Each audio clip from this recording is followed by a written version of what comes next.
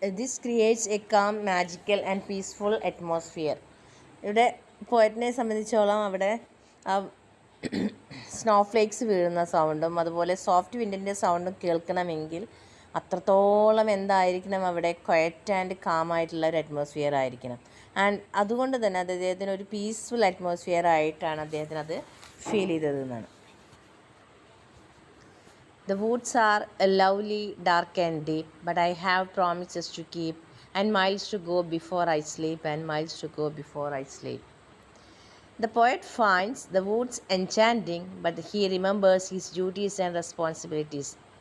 അദ്ദേഹത്തിനെ പോയറ്റിനെ അവിടെ ഇങ്ങനെ പിടിച്ചു നിർത്തുന്നത് അതിൻ്റെ ബ്യൂട്ടി, അതുപോലെ ആ ബ്യൂട്ടി കാരണം. The woods R lovely, dark and deep. അദ്ദേഹത്തിനെ സംബന്ധിച്ചോളം അത്രയും അട്രാക്റ്റീവാണ്, ഡാർക്ക് ആൻഡ് ഡീപ്പാണ്, അത്രയും ഇരുണ്ട് തിക്കായിട്ടുള്ള ഒരു ഫോറസ്റ്റാണ്. അദ്ദേഹത്തിന് അത് അട്രാക്റ്റ് ചെയ്തിരിക്കുകയാണെന്ന്.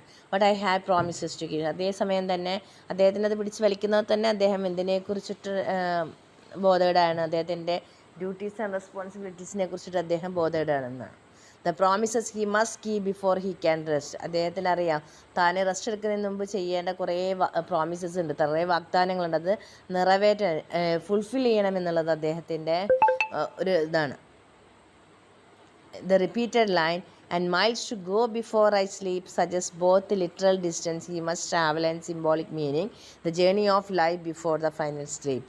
ഇവിടെ അല്ലേ 2 തവണ കൊടുത്തിട്ടുണ്ട് ആ line, and miles to go before I sleep അല്ലേ. അദ്ദേഹത്തിന് ഉറങ്ങുന്നതിന് ഒരുപാട് ദൂരെ സഞ്ചരിക്കണം എന്നുണ്ട്, ആ ഒരു അർത്ഥമുണ്ട്. And miles to go before I sleep, ആ സ്ലീപ്പ് മരിക്കുന്നതിന് മുമ്പ് ഒരുപാട് കാര്യം തന്നെ he has to keep his promises before his death എന്നാണ് അദ്ദേഹം പറയുന്നത്.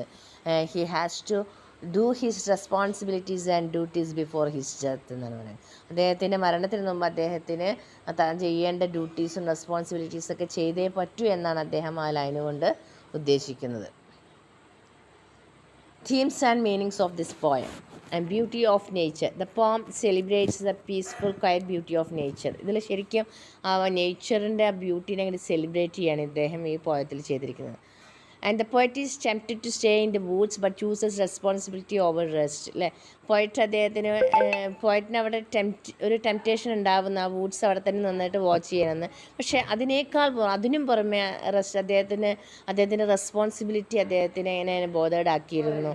അദ്ദേഹം റെസ്റ്റ് എടുക്കുന്നതിന് മുമ്പ് അദ്ദേഹത്തിന് അവിടെ എന്ത് ചെയ്യണം എന്നുള്ളത്, തൻ്റെ റെസ്പോൺസിബിലിറ്റീസ് കവർ ചെയ്യണം, ഡ്യൂട്ടീസ് ചെയ്യണമെന്ന് അദ്ദേഹത്തിനൊരു ബോധം ഉണ്ടായിരുന്നു. And life and death. The final lines symbolise life's journey and the duties one must complete before death അല്ലേ. ആ ലൈൻസ് ഉദ്ദേശിക്കുന്ന ഒരാളുടെ സിംബലൈസ് ലൈഫ്സ് ജേണി, നമ്മുടെ ജീവിതമാകുന്ന ജേണിയെയും അതുപോലെ മരണത്തിന് മുമ്പ് നമ്മൾ ചെയ്ത് കംപ്ലീറ്റ് ആക്കേണ്ടിയുള്ള ഡ്യൂട്ടീസിനെ കുറിച്ചിട്ടാണ് അവിടെ പറയുന്നത്. And the poet feels alone yet comforted in the stillness of the snowy woods. Isolation and reflection. The poet feels ആ ഒരു വൂഡ്സിൽ ഒറ്റയ്ക്ക് നിൽക്കുമ്പോഴും അദ്ദേഹത്തിന് എന്താണ് ഐസൊലേഷൻ പറഞ്ഞ ഒരു ഏകാന്തതയാണ് അല്ലേ. പോയറ്റ് ഫീൽസ് എലോൺ, ഒറ്റയ്ക്കാണ് തോന്നുന്നത്, എറ്റ് കംഫർട്ട്, പക്ഷേ അതിലും അദ്ദേഹം ഒരു കംഫർട്ട് ഫീലിംഗ് ആണ് ഉണ്ടായി. In the stillness of the snowy Woods, ആ സ്നോവി വുഡ്സിൻ്റെ ക്വയറ്റ്നെസ്സിൽ അദ്ദേഹത്തിന് ഒരു കംഫർട്ട് ഫീലിംഗ് ആണ് ഉണ്ടായിട്ടുള്ളത്.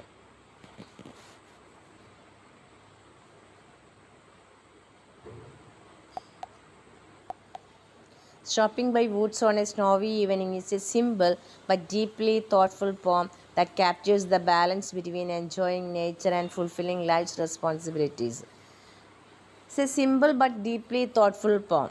അത് ലളിതമാണ് എന്നാൽ അത് ഭയങ്കര ആഴത്തിലുള്ളൊരു പോമാണ്. That captures the balance between enjoying nature and fulfilling life responsibility. രണ്ടിൻ്റെ ഇമ്പോർട്ടൻസ് അല്ലേ.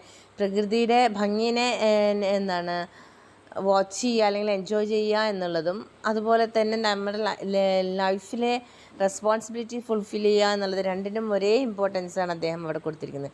ആ ഒരു ബാലൻസ് ചെയ്തിട്ടാണ് അത് പോയിട്ടുള്ളത്. And Robert Frost uses clear language, soft rhythm and repetition to create a peaceful yet meaningful atmosphere that stays in the reader's mind. Robert Frost uses clear language, soft rhythm and repetition to create a peaceful അല്ലേ. ഇവിടെ ഉദ്ദേശിക്കുന്നത് വ്യക്തമായിട്ടുള്ളൊരു ഭാഷ ഉപയോഗിച്ചിട്ടുണ്ട്, വളരെ soft ആയിട്ടുള്ള റിതമാണ്. ചില ഇടങ്ങളിൽ repetition വന്നിട്ടില്ലേ. Repetition to create a peaceful and meaningful atmosphere that stays in the reader's mind. നമ്മുടെ റീഡറിൻ്റെ മൈൻഡിൽ ഒരു പീസ്ഫുൾ അറ്റ്മോസ്ഫിയർ ക്രിയേറ്റ് ചെയ്യാൻ വേണ്ടിയിട്ട് ചില ലൈൻസിൻ്റെ റെപ്പിറ്റേഷനും അദ്ദേഹം കൊടുത്തിട്ടുണ്ട് എന്നാണ്. റെപ്പിറ്റേഷൻ എന്ന് പറഞ്ഞാൽ ആവർത്തനം.